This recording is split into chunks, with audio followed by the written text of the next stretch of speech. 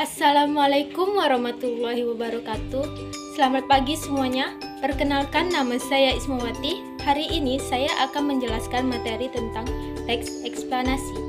Sebelum memasuki materi teks eksplanasi, saya akan menjelaskan KI, KD, indikator pencapaian kompetensi, dan tujuan pembelajaran terlebih dahulu.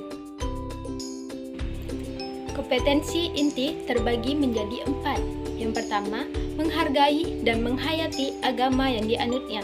Yang kedua, menghargai dan menghayati perilaku jujur, disiplin, tanggung jawab, peduli, toleransi, gotong royong, santun, percaya diri dalam berinteraksi secara efektif dengan lingkungan sosial dan alam dalam jangkauan pergaulan dan keberadaannya.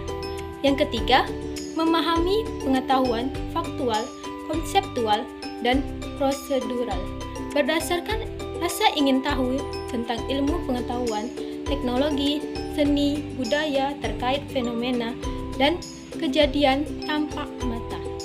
Yang keempat, mencoba mengelola dan menyajikan dalam ranah konkret, menggunakan, mengurai, merangkai, memodifikasi, dan membuat, dan ranah abstrak, menulis, membaca, menghitung, menggambar, dan mengarang sesuai dengan yang dipelajari di sekolah dan sumber lain yang sama dengan sudut pandang atau teori.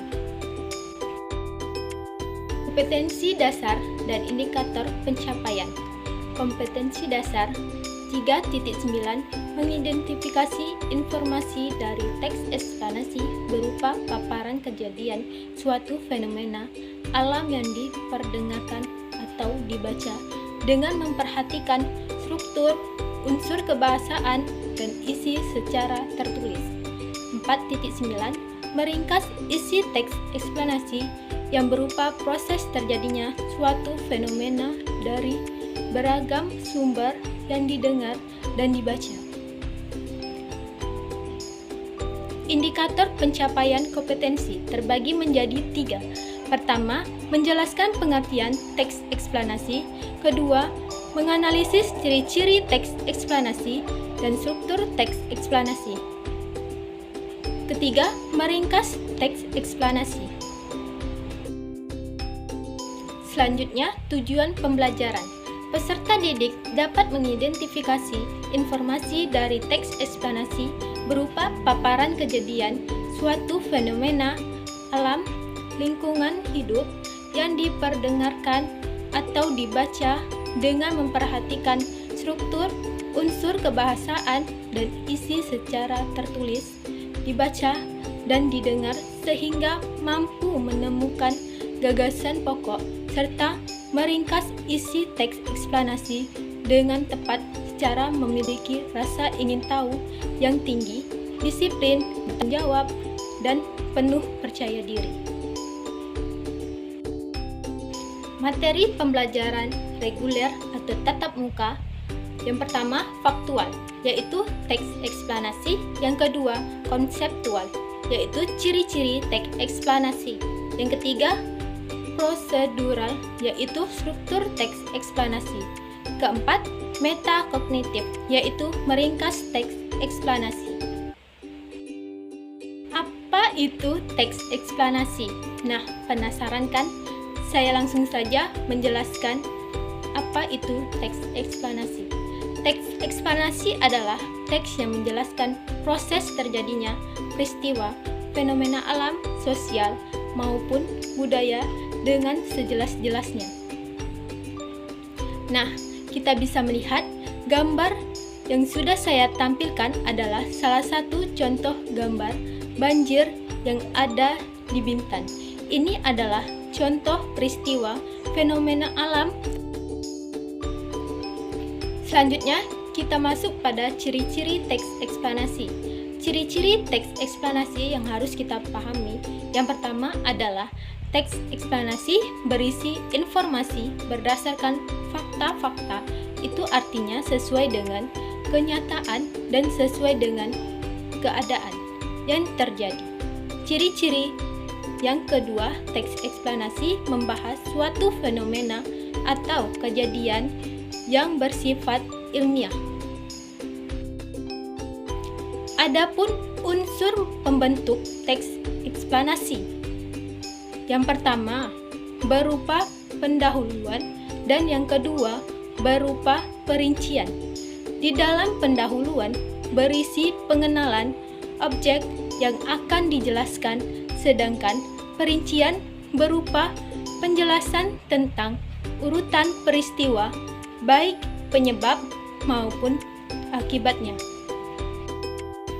Selanjutnya, struktur teks eksplanasi. Struktur teks eksplanasi di mana struktur atau susunan teks eksplanasi terbagi menjadi 3. Yang pertama, berisi identifikasi fenomena, dan yang kedua, proses kejadian, dan yang ketiga adalah ulasan.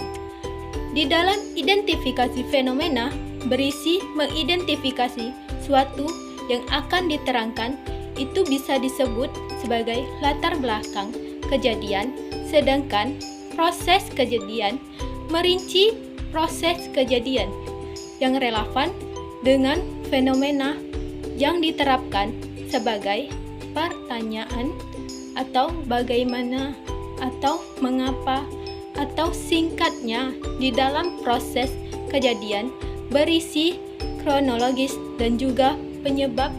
Dan yang ketiga, di dalam struktur teks eksplanasi berupa ulasan.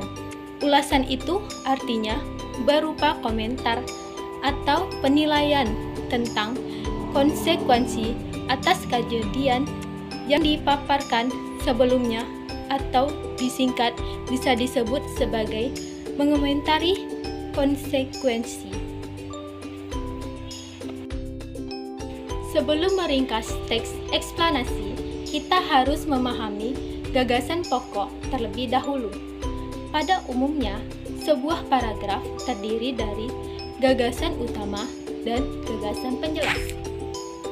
Gagasan utama adalah inti atau pokok dari sebuah pembahasan, sedangkan gagasan penjelas adalah kalimat yang dikembangkan untuk menjelaskan gagasan utama. Berdasarkan letak gagasannya, terdapat beberapa jenis paragraf. Yang pertama adalah paragraf deduktif. Paragraf deduktif adalah paragraf yang memiliki gagasan utama di awal kalimat. Berikut adalah contoh paragraf deduktif. Yang kedua adalah paragraf induktif. Paragraf induktif adalah paragraf yang memiliki gagasan utama di akhir kalimat. Berikut adalah contoh paragraf induktif. Dan yang ketiga adalah paragraf campuran. Paragraf campuran adalah paragraf yang memiliki gagasan utama di awal dan di akhir kalimat. Berikut adalah contoh gagasan campuran.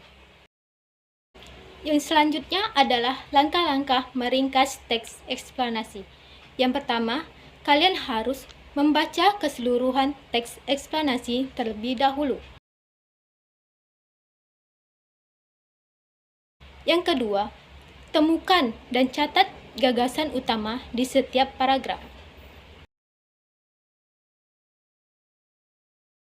Yang ketiga, padukan gagasan utama menjadi sebuah ringkasan. Sekian pembelajaran kita hari ini. Semoga kalian semua dapat memahaminya ya. Sampai jumpa. Tetap semangat dan selalu jaga kesehatan ya. Wassalamualaikum warahmatullahi wabarakatuh.